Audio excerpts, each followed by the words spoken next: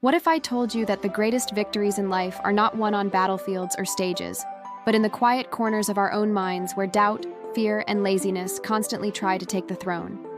Would you believe me if I said that the enemy standing between you and your destiny is not stronger, richer, or more talented people, but the voice that tells you to stop trying? Many refuse to believe it until they see it themselves. And this is the story of Prince Imad, a young royal who discovered that true power is not in crowns or swords, but in discipline, persistence, and the refusal to surrender when everything seemed impossible. In a kingdom known for its riches and scholars, Prince Imad was born into privilege. His people adored the memory of his late father, a wise king who ruled with fairness, but they were unsure if the young prince could ever fill his shoes. He had a brilliant mind, but he often allowed comfort to steal his time. Servants whispered that their prince was gifted, but distracted, and the nobles worried that he lacked the strength to carry the weight of leadership. Prince Imad heard these whispers, and though he wore a calm smile in public, inside his heart trembled. One night, while sitting alone in the palace garden, he muttered, "Perhaps they are right. Perhaps I am not ready. Perhaps my destiny is too heavy for me." As he sat in silence, an old advisor approached him. This man had served his father faithfully and had seen Imad grow from boyhood to manhood. Looking at the prince's weary face, the advisor said with gentle firmness, "Do you know what your father once told me?" He said, "The crown is not heavy because of its gold, but because of the discipline required to carry it. If you doubt yourself, my prince, it is not because you are weak. It is because you have not yet learned to master your own mind." Prince Imad sighed and replied, "How can I master myself when even my smallest efforts feel like failures? Every time I try, I stumble, and every stumble feels like proof that I am unworthy." The advisor leaned closer and whispered, "Failure is not the proof that you cannot rule. It is the proof that you are learning to. Do not fear it, embrace it." The next morning, determined to test himself, Prince Imad left the palace disguised as a commoner. He wanted to see his kingdom not from behind walls, but with his own eyes. Walking through villages, he noticed farmers rising before dawn, working with cracked hands but hopeful hearts.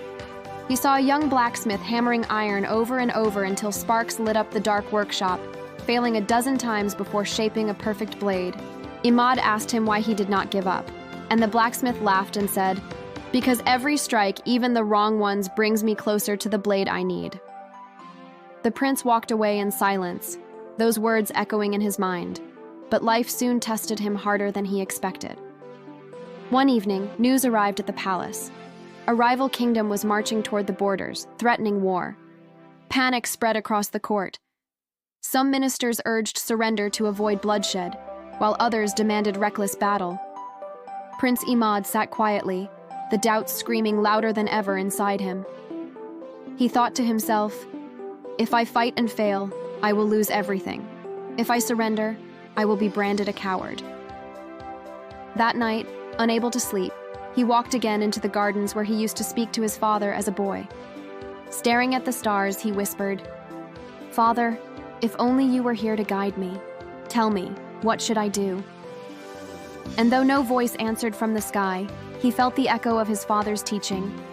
The real war is within. Conquer yourself, and no enemy can conquer you. The next morning, he called his generals. They looked at him, expecting indecision. Instead, he surprised them with clarity. He declared, "We may be outnumbered, but we are not outwilled. If we fight with discipline, unity, and courage, no army can break us. Fear is our real enemy, not their swords."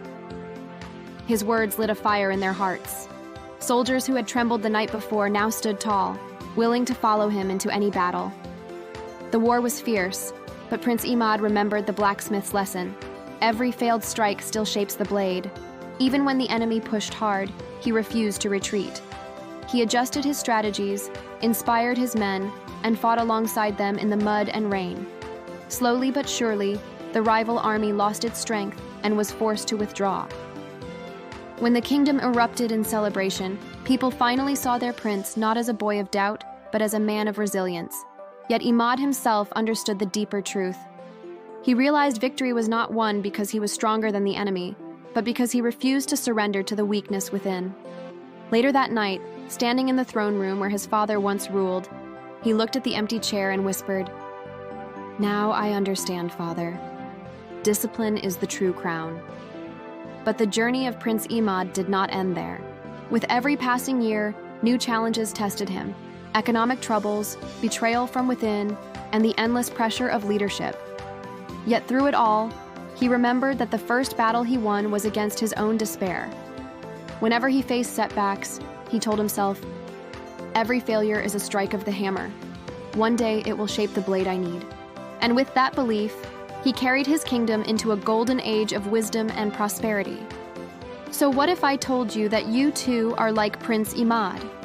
That the doubts whispering in your mind are not proof of weakness, but invitations to fight? What if I told you that your failures are not the end, but the hammer shaping the blade of your destiny? Most people waste their lives waiting for miracles, thinking talent or luck will rescue them. But the truth is, the miracle is already inside you, waiting for you to discipline it into greatness. Prince Imad's story is not just about a kingdom.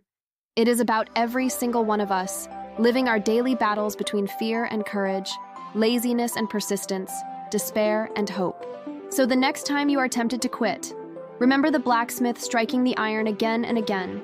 Remember the prince who discovered that the real war was inside him. Remember that persistence, even when it feels pointless, is the seed that one day grows into the tree of success.